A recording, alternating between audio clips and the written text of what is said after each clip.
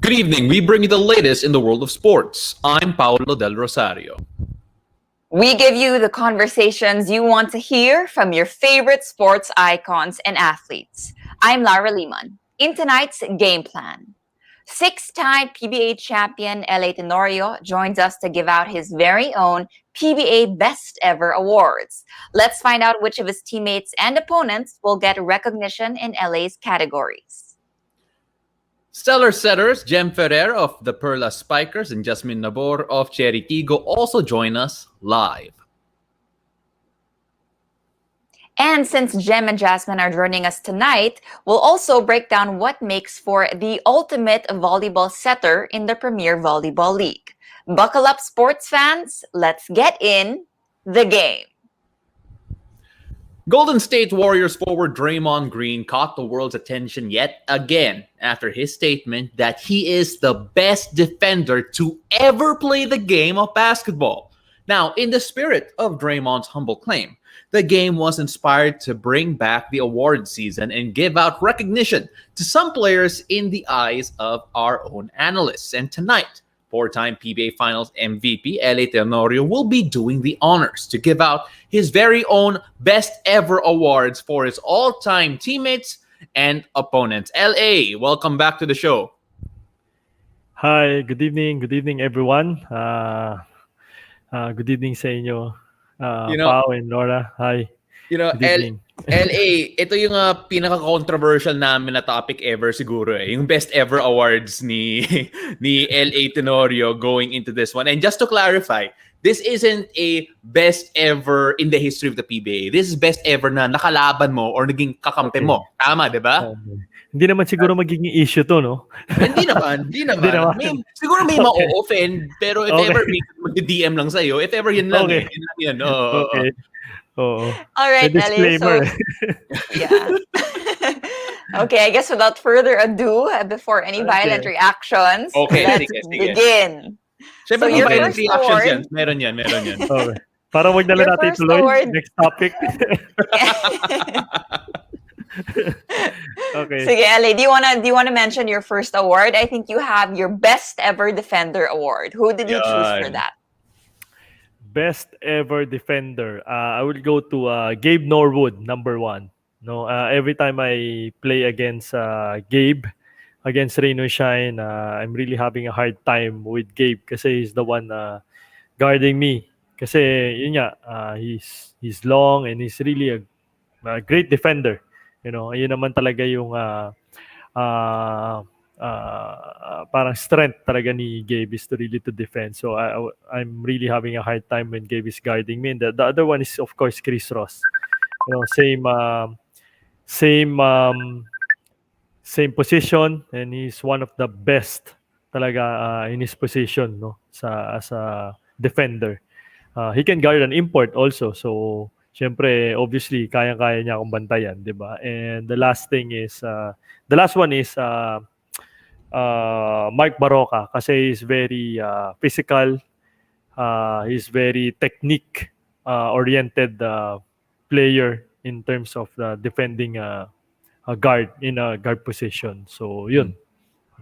Well, very technical si Baroka and I would also argue si Ross. Pero amongst the three of them, sino siguro yung pinaka-physical na defender na tipong na kung siniko mo ng konti, sisiko siya? Gaganti siya. You know, no, every time we play each other, no, against each other, me and Mark Baroka talaga.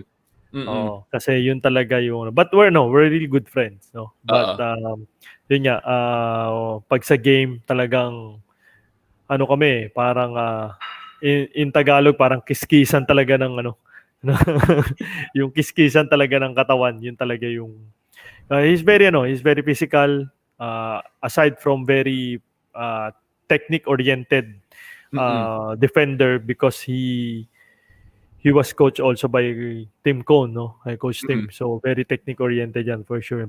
Plus he's very tough and very physical talaga. Oo. Tapos nandiyan talaga yung pride niya in defending, na. Oo, exactly. Yun pa. Oo. Well, LA, besides being tough and besides being physical, I guess trash talking is a different story altogether. So if you could give out an LA Tenorio Best Ever Trash Talker Award, who would you pick for that? Trash talker. Siguro, well, aside from the imports, no? Nagpa-trash talk ba sila? Oo. Kasi that's where they get their parang yung momentum eh.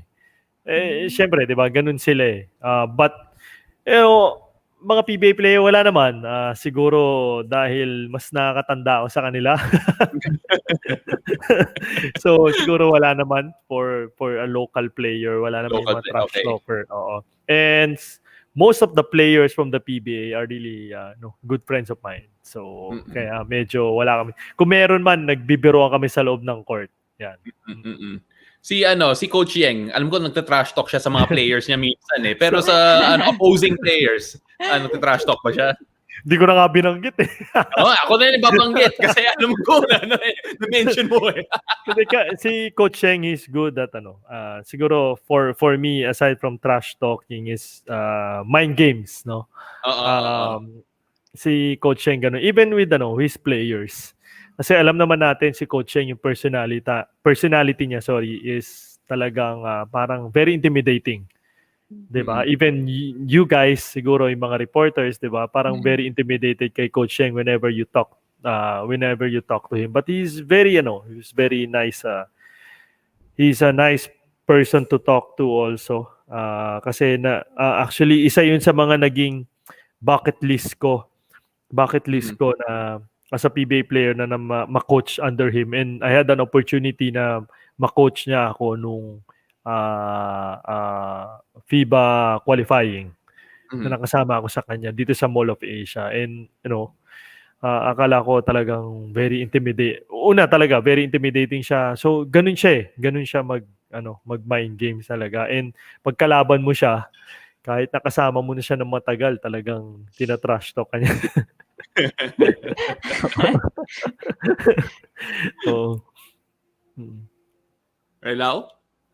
Okay, well, moving on from the Trash Talker Award, we have other awards, LA, that you gave. There's a Best Ever Enforcer Award. Nang unang-una, what do you mean by enforcer in the first place? Enforcer is if sa coach may intimidating na coach, which is coaching. Sa players meron talagang ganyan eh. And of course, number one dyan si Bo Belga. Whenever you talk about enforcer, number one in the list is really Bo Belga, no?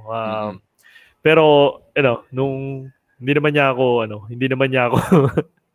sinasaktan, pero may instinct siya minsan na sinasabi ko sa kanya. Sabi ko, pare, ako to may ganun eh. Ako to di tayo talo. May ganun. But that's that kind of player na si Bo Belga. Siguro doon niya na-trigger yung yung momentum niya sa game. Yung how do you call that? Yung parang yung rhythm niya. Yung rhythm niya, no? Sa playing, sa court. Pag nangyayari yung mga ganung bagay, and he likes that. I mean, whenever you fight against him, whenever you fight back, mas nagtitrigger siya na mas gaganda yung laro niya, and ikaw masisira yung laro mo. Ganun siya. Pag nakita mo nag-set siya ng screen, anong ginagawa mo? Umiiwas ako, number one. That's my goal, no? Na kailangan umiwas ako. Hindi ko na kasi I know him. I know him as a player, even though he's a good friend of mine, very, one of my closest friends in the PBA. Pero pag magsiset siya ng screen, going for the handoff, yun yung favorite niya eh, going for the handoff. Tapos ilalabas niya yung katawan niya. Okay, I know what to do already. Well, it's interesting kasi kung ganyan yung experience mo, na-imagine ko yung experience for the rookies. Siguro mas mas tindi pa. Yes, if we're talking about those players. Yes, exactly. Matatawa ka nga eh. Nung bubble, I had the chance to talk to his teammates also. Nagkikwento, syempre, yung mga bago, syempre, ano yan, that's part of being a rookie. Kailangan dumaan ka talaga sa mga Kay ganyang kay Bo. So natatawa ako sa mga kwento ng mga rookie sila na kahit si Bo, even his teammates, di ba? They have to experience that eh. If they don't experience that, hindi nila may enjoy ang PBA, if I may say. So in other words, si Bo yung pinaka nag-i-initiate sa lahat ng mga dumadaan sa PBA. Oh yeah. Yeah. Pag ako may gusto, for example, sabi ko, Bo, may rookie kami.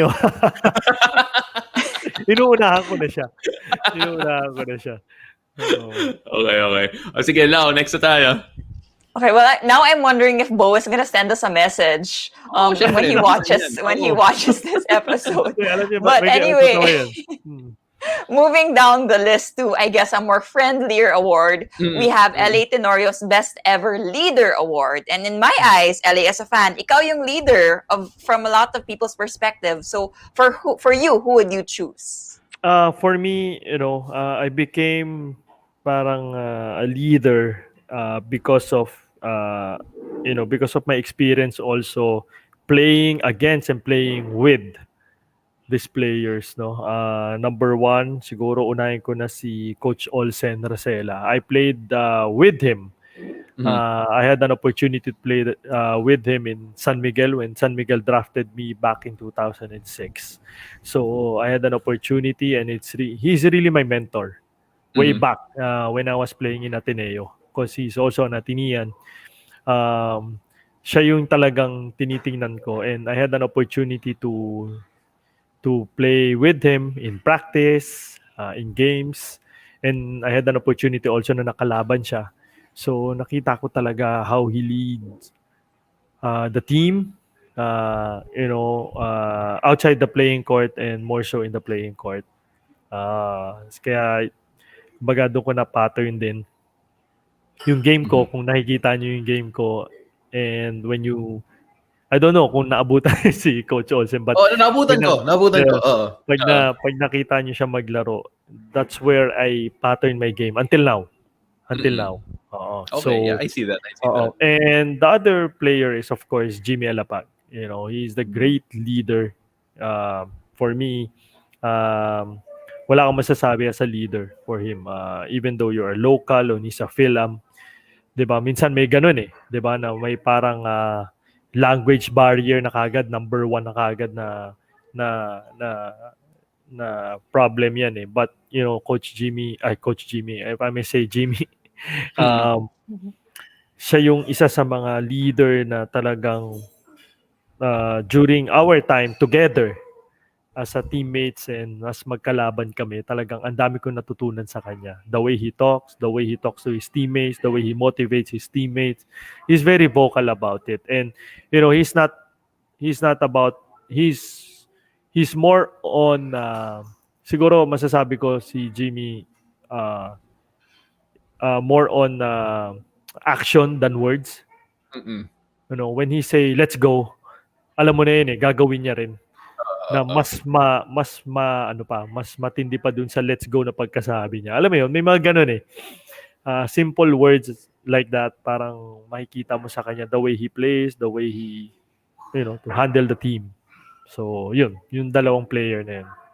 Alam mo, I'm gonna use that as a quick segue kasi you mentioned si Jimmy, and we all know your experience with him sa Gilas. Also, all the stories that you hear in the background na kung anong ginagawa ni Jimmy as a leader in terms of training, kung gaano siya kaaga, sobrang kung roommate mo siya, kawawa ka kasi mag-workout ka every day, parang gano'n. Ako yun. I'm always the victim. You also mentioned, sorry, Ellie, you also mentioned that he is one of the best scorers sa best scorer category mo. In fact, we're going to go through yung best scorer list mo na medyo mabilis. So you have Willie Miller, Mark Caguioa, Jason Castro, Jimmy Alapag, Paul Lee, all great scorers in your mind. But what sets them apart from the scorers today? Kasi, you left out si Stanley, Terence Romeo, all these other great scorers now. Pero what, in your experience, set them apart in their careers so far? I think their leadership, aside from being a scorer, a lot of ayoko kasing sabihin ngayon na yung mga scorer ngayon is more on scoring only. Mhm. No, gusto ko sabihin ngayon na ang scorer, talaga magaling sila ngayon. But, during the time of Willie Miller, I had an opportunity to be his teammates for the past 5 years sa Alaska. I saw him how he plays. I mean, if you're gonna ask me who's the best player in the PBA na nakakampi ko, it's Willie Miller, number one in my list. Mhm, mhm. Not because of his skill, but also because of his smarts and leadership sa team. And of course, yun nga, going through the list, yan, nandiyan si Mark Kagiwa. Si Mark Kagiwa, until now, makita naman natin, even though he's not playing, the leadership that he's bringing in Ginebra, napakalaking bagay, especially with the rookies. Especially with the new guys, with the young guys. And of course, Jason Castro, he doesn't have to speak, he doesn't have to talk, but his leadership, pinapakita niya sa loob ng court how he plays. Si Jason parang never say die din maglaro yan eh. Kahit may injury yan, lalaro yan. Tama yan. Si Jason yan. Oo. And Jimmy, of course, obviously Jimmy, and the last one is Paulie. Paulie is now he's now the number one scorer in Pure Foods, and he's leading the team. The way he works out, the way he to talk to his teammates, 'di ba? So, yan ang mga scorer na tinitingnan ko. Not hindi ko naman sinasabi yung mga scorer ngayon na parang, 'di ba? Parang hindi sila ganon like Stanley. Iba si Stanley. Yeah, Stanley iba. doesn't talk. He's a very quiet guy, but when you give him the ball, grabe yan. Tama yan. When you give him the ball, he'll do everything for the team. Well, you know what, LA, we're going to see whether or not Stanley at the end of his career will make your list kasi I'm sure na-offend siya ng konti. But let's see. Let's see what happens. Baka magalit sa akin yan. Patay ako. Mag-message siya bigla eh. Mag-message siya bigla dumami ulit ang trabaho ko next season. Anyway, LA, so salamat again for coming over and giving us your best ever list. We always having you on. And stay safe, stay healthy, and hopefully we get to hear from you again soon. Yeah, thank Maraming you, and salamat, stay safe, LA. everyone. Yeah, stay safe. Stay safe. Now, when we return, Jem Ferrer and Jasmine Nabor join us live. You're still watching The Game.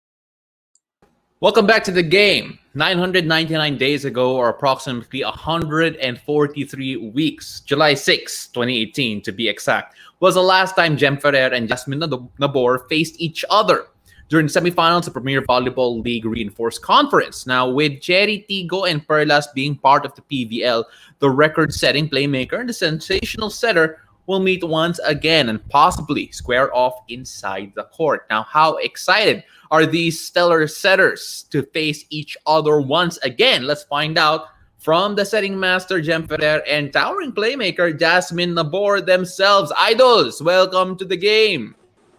Hi, Pao. Good evening. Hello. All right, Jasmine, welcome back. Jasmine, I want to go to you first. We haven't heard from you from some time. Kamusta ka naman? How's training been? Alam ko nasa pandemya ulit tayo, nasa ECQ ulit tayo, but then how has training been for you in the past few weeks before ECQ and during? Ayos naman po. Thankful and blessed na safe pa din and healthy tayo ngayon dahil sa sitwasyon ngayon.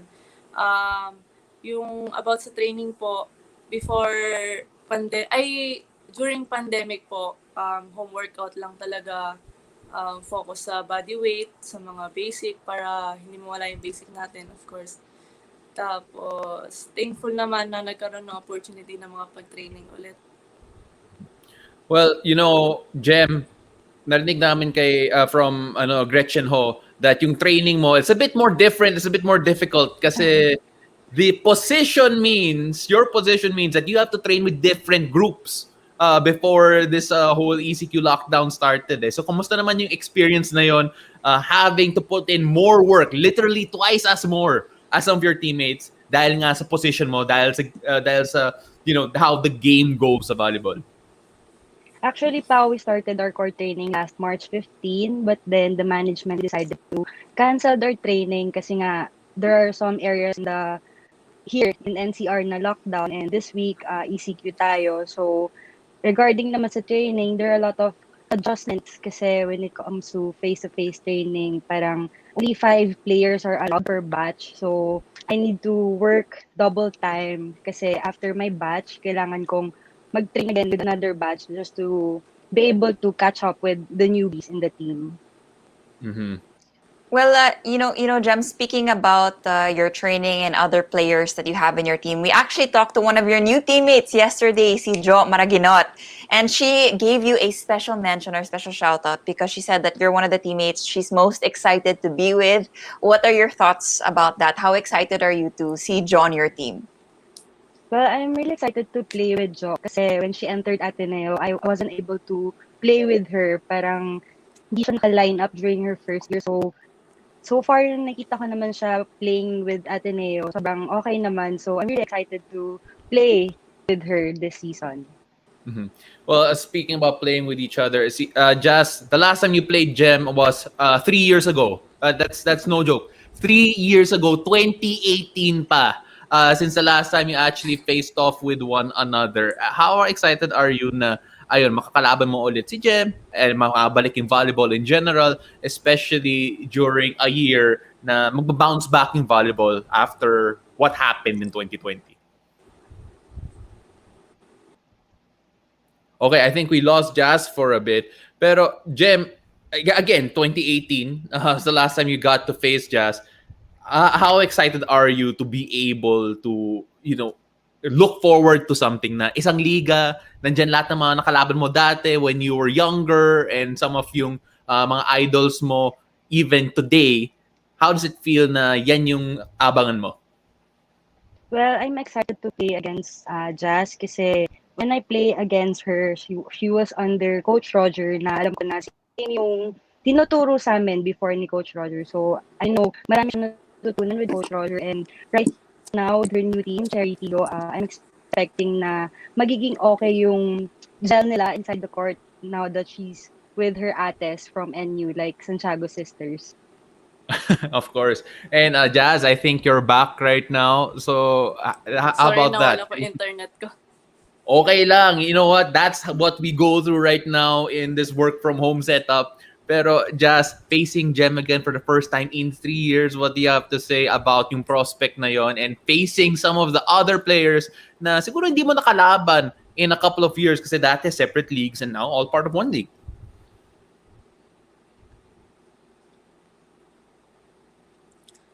Actually, sobrang excited po ako lalo na nung nalaman kong magiging isang liga na lang tayo. Tapos, ang nilook forward ko talaga yung mga veteran setters yan, sila Ate Gem. Sobrang nakaka-inspire maglaro ulit. Tapos, excited ako na magkatapat kami ulit. Kasi syempre, nung mga panahon na naglalaban kami, kumbaga, parang ko lang na as a setter. Tapos ngayon, nakikita ko sa sarili ko na may mga nag-improve sa akin. So, nakaka-excite na magkalaban kami ulit.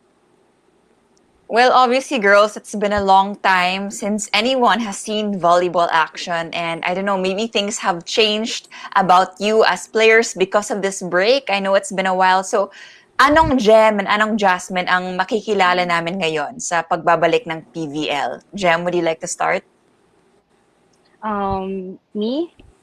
sa pagbabalik ng Yes. PBL, siguro you can see na palaban ang isang Jem Ferrer. Kumbaga, masyadong challenging tong season na to. Kasi we all know that this is what we've been looking for, na mag-unite yung isang liga and talagang lalaban kami hanggang sa dulo.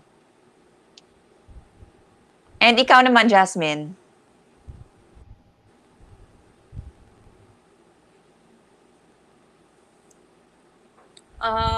Jas? Yung bagong Jasmine Nabor ngayon, masasabi, hello po? Go ahead. Hello?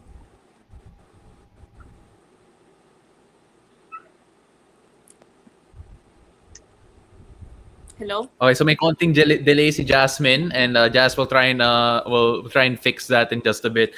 Pero right now, Jem, I want to talk to you here because I remember the first time that you and I met, I asked you whether or not you could help educate me in volleyball. And I'm going to take you up on that right now. Kasi just yesterday, we were talking about basketball naman. What makes a true point guard? What makes the best point guard? Now, I want to shift it to volleyball. Your position as setter right now. I talked to some people, some very knowledgeable people in volleyball. They said that you are one of the best old school setters. In comparison to Jasmine, who's a bit different kasi she's a bit taller. What are the differences right now between yung new school na setter at yung old school na setter? And what makes a great setter in today's volleyball? Siguro old school, nakita natin na when you say old school setters, more on basic sets. Dahil as time goes by, nung tumagal na yung volleyball, marami ng improvements marami ng bagong mga generation na pumapasok ngayon na setter. So, ang daming mga nagiging playmakers talaga na matatalino, maraming adjustments na ginagawa sa laro. But what makes a good setter, I think someone who doesn't choose any type of receives from her teammates. Kumbaga, ang setter na magaling, marunong mag-adjust kung ano man yung ball dumating sa kanya and will set it to her spikers that would make her spikers look good and get easy point in every rally. No, And Jem, I'm curious because I noticed that on today's show, we have two very different setters. We have Jasmine, who's very tall as a setter, and you, who perhaps is not on the tall side, but you have that volleyball IQ that everybody talks about. So do you think it's important? Do you think height is important as a setter or not necessarily? Is it more of the IQ, being a good scorer, being a good blocker? What is it? For me, I think height is really a good advantage when it comes to volleyball. Kasi me, as a small setter, it's really hard kasi ako yung magiging target ng spikers ko on the other side. But then, kung wala kang height, bawiin mo na lang sa defense mo, sa pagsiset mo, and yun lang. Doon mo na lang siya bawiin sa ibang bagay.